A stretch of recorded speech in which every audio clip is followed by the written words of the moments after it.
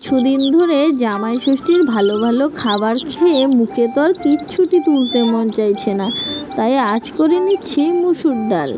সব কিছুর শেষে এই একটা জিনিসই ভালো, মুসুর ডাল পাতলা করে।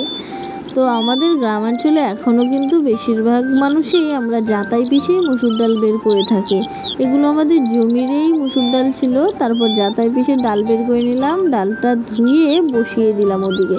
আর দেখুন বাড়ির সামনেই কত মোটা একটা ডাঁটা হয়ে রয়েছে, আর এই ডাঁটা দিয়েই করব মুসুর ডাল। ডাঁটাটা প্রথমেই ছুলে নিচ্ছি, এটা অনেকটা মোটা হওয়ার কারণে দুভাগ করেই দিয়ে দিলাম। আর ভিডিওটি ভালো লাগলে অবশ্যই চ্যানেলটি সাবস্ক্রাইব করে বেল নোটিফিকেশনটা অন করে রাখবেন, আর ভিডিওটা শেষ পর্যন্ত দেখার কিন্তু অনুরোধ রইল।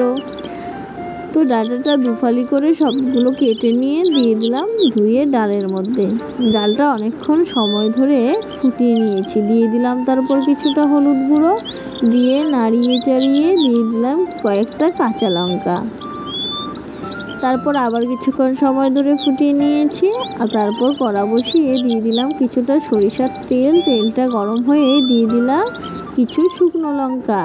শুকনো লঙ্কাটা হালকা লালচে কালার চলে আসলে দিয়ে দেবো কিছু পেঁয়াজ কুচি। পেঁয়াজটা নাড়িয়ে চাড়িয়ে লালচে হওয়া পর্যন্ত ভেজে নিতে হবে। তারপর দিয়ে দেবো ডাল, দিয়ে অনেকক্ষণ সময় ধরে কিন্তু ফুটিয়ে নিতে হবে। ডাল যত পরিমাণে ফুটবে এর স্বাদটা কিন্তু ততই বেড়ে যাবে।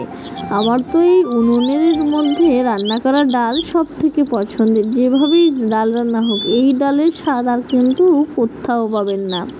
তো আপনাদের কেমন লেগেছে এই ভিডিওটি অবশ্যই কমেন্টে জানাতে